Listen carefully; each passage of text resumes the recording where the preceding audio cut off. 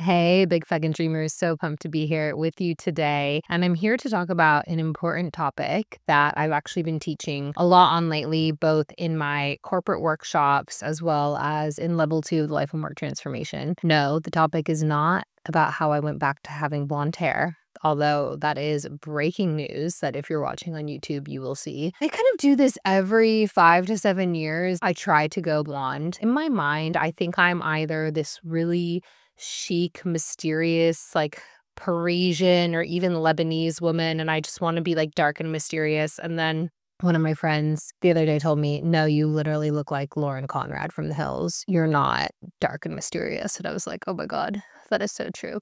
But anyway, if you're watching on YouTube, hello, I am back blonde again, but that is not what we're here talking today about. We are talking about the concept of clean pain and dirty pain, and it's a concept from acceptance and commitment therapy founded by Russ Harris. It's a therapeutic method that I was trained on when I was doing my coaching certification, and it's really helped me and helped a lot of my clients, especially with emotional regulation.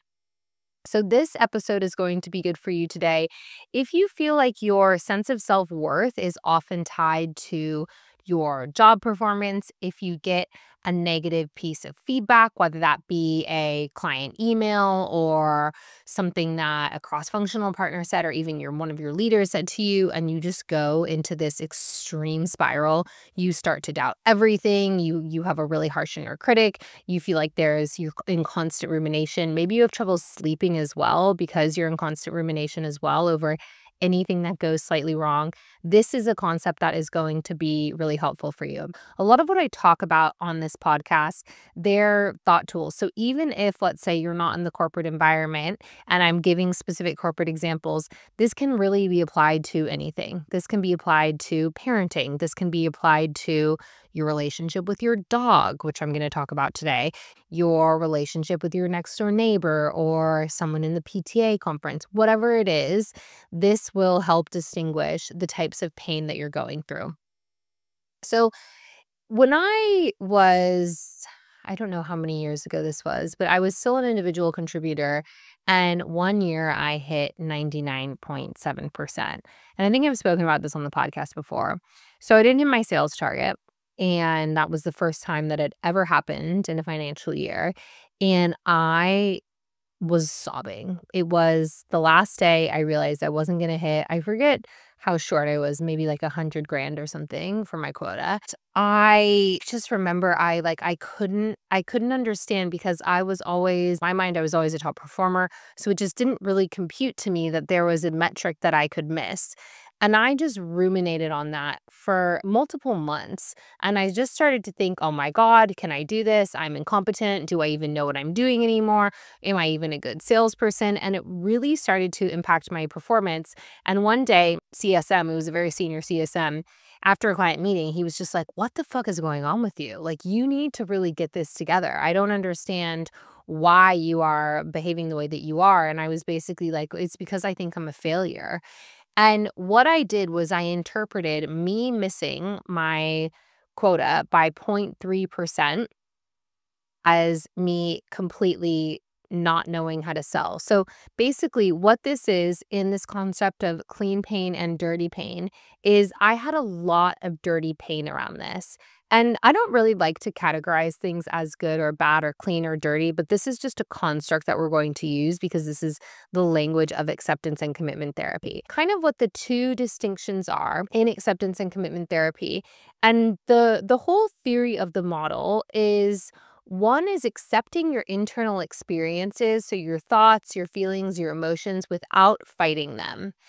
And then two is committing to actions and behaviors that really align with your values, even when uncomfortable emotions show up. So that's kind of the theory of acceptance and commitment therapy.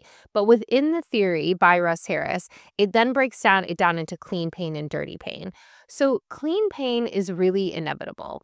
And clean pain is any type of pain. It's basically any type of pain that happens. This could be grief, this could be loss, this could be any type of discomfort. And we're not saying that you want to avoid pain, but it's almost like the first thing that happens to you. So for example, in my scenario, I hit 99.7%. I didn't meet my sales target for the first time in my sales career. That was painful to me. That was, I felt a lot of grief over that. There was almost an identity because at that point, a lot of my self-worth and self-esteem came from my identity as a top performer. So I had an identity loss. There was me feeling, not good enough. So that's kind of the initial pain.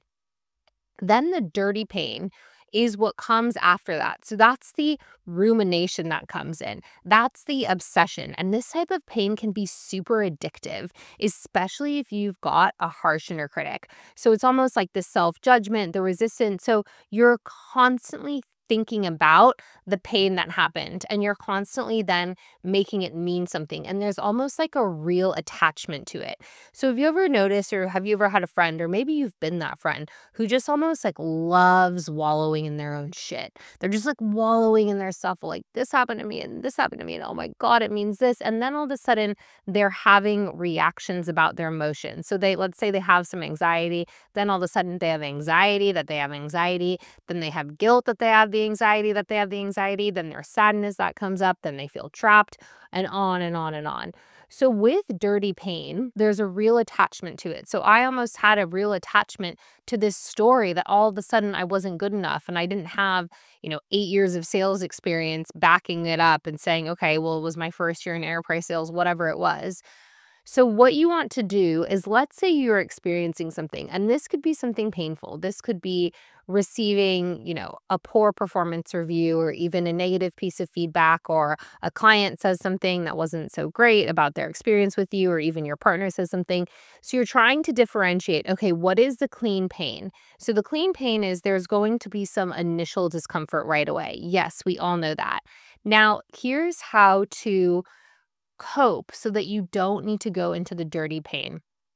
So there's a few different methods to do this. So Russ Taylor gives us one method in acceptance and commitment therapy, which is almost a distancing method from your thoughts. This isn't my favorite. I've actually never really loved this technique, but a lot of people, some of my clients have found relief from it. A lot of therapists do use this in their sessions, where you might say, okay, I'm having the thought that I have low self-worth, or that I, am now a loser because I didn't hit my number, or that I am a failure because I got a piece of bad feedback, whatever. So instead of just saying, I failed, because I got whatever, you will say, I'm having the thought that.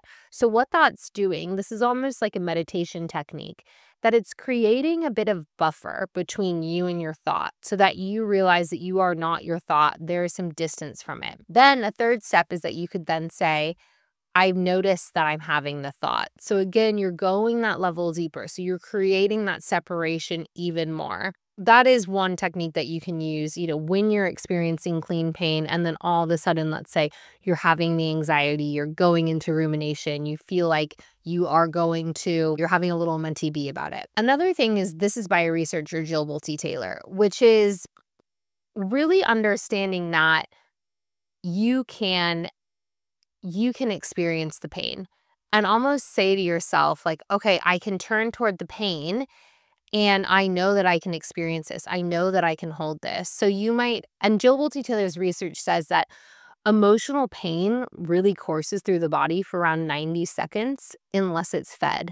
So basically, you might feel overwhelmed. You might feel discouragement. You might feel like a failure. You might feel low self-esteem, and really allowing yourself to feel that for about 90 seconds and just say, okay, I'm feeling this, but I can hold this. So not trying to turn away, not trying to resist it. We actually want to turn toward this.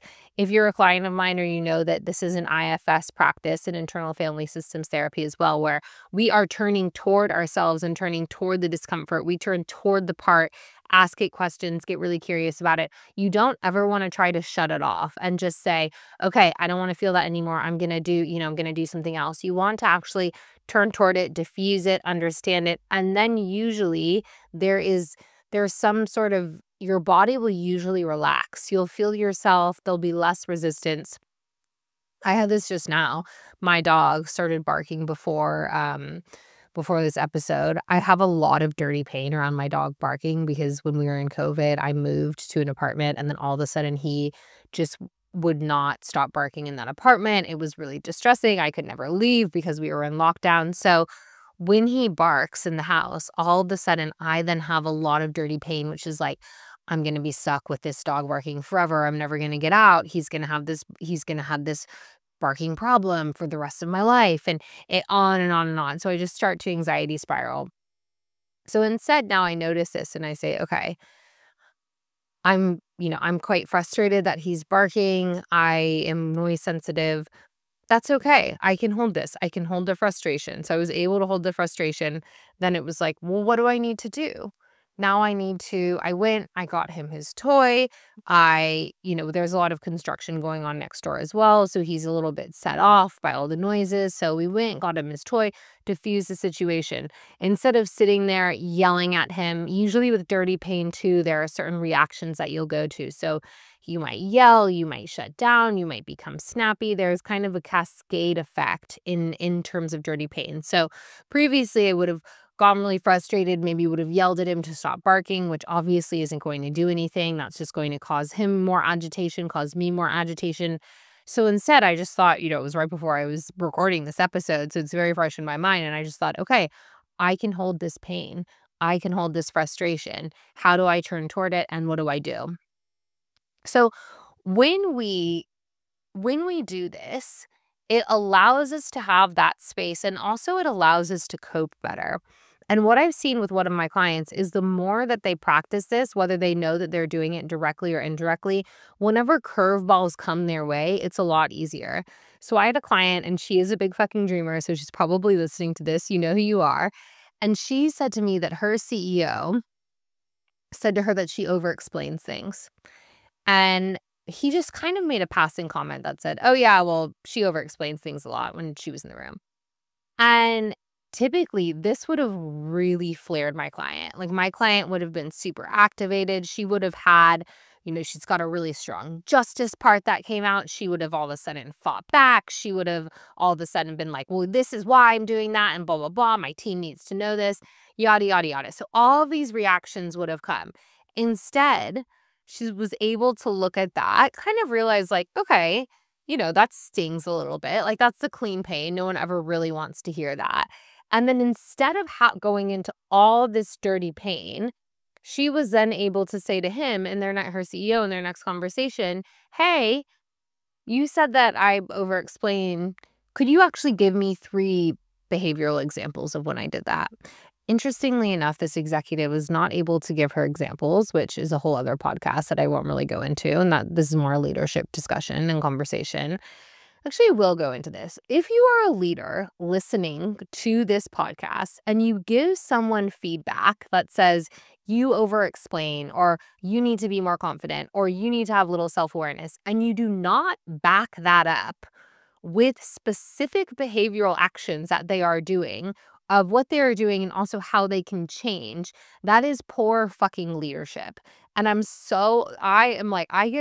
get so heated up by this because I hear it all the time, and people say to me, my clients will say, they said I need more confidence, or I said they need more self-awareness. Okay, if you are a leader, you need to do better, 100%. You cannot give that feedback without having 2 or 3 specific behavioral examples and also an example of how they need to change. If you are on the receiving end of that feedback, and this is vague feedback, 100% you need to go ask them, can you give me 3 specific examples? You said I over-explain. When did I do that? What would you have liked to see instead? How can you and I get on the same page about our communication styles? You said I need to be more confident. Can you give me 3 examples of when I wasn't confident? Can you then tell me how you would have liked me to behave in that situation? What can I do?